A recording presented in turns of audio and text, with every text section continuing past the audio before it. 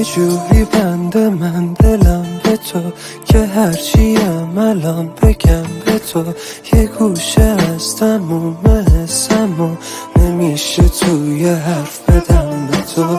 چجوری از دلم بگم به تو، بگم میتونه چی شه بعد تو، بگم چقدر دلم شکسته خسته میشه بعد تو. تموم زندگیم برای تو، تموم قلب من فدای تو.